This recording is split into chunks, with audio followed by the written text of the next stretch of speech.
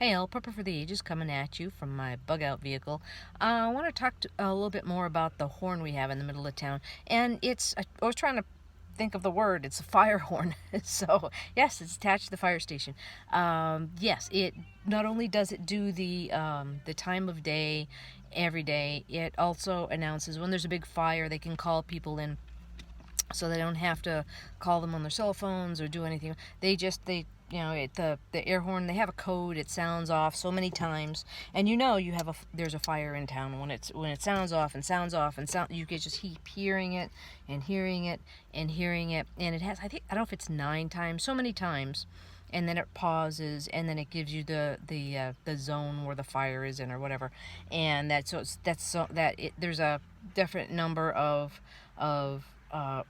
times it sounds, and then it relays the information. I could look it up somewhere, but essentially that's it in a nutshell.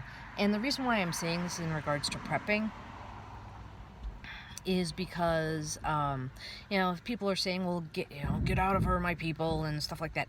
And that means they want you to move out of the cities into the country, because the more in the country you are, the less you're regulated and all that stuff. But yeah, there's a definite advantage of living in a town, this kind of community, and it is it is the aid, and it is the resources that this town has available for mutual aid. And certainly if my house was on fire, I would definitely want as many people as possible to respond as quickly as possible.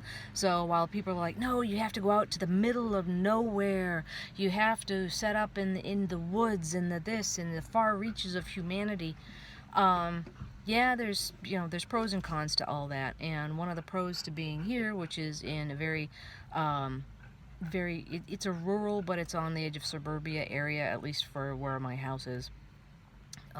It has that advantage of mutual aid. And I think, if something happened, grid down situation, that we would pull together, and we would be a little bit more community than a lot of the folks that have to travel miles to get to their neighbors. Or, you're living in a place where your neighbor can't hear you scream. Which I guess has has advantages and disadvantages. If you have to go half a mile to tell your neighbor that your house is on fire, and you have to, yeah, please come help put it out. Yeah, there's pros and cons, so it's just something to think about. It's not anything bad about where you live or whatnot, or where you choose to live. It's just that different areas provide, there are different choices for different areas, and different pros and cons for different areas. I guess that's what I'm saying. So, alright, I hope you're having a good night. Prepper for the Ages signing out for now.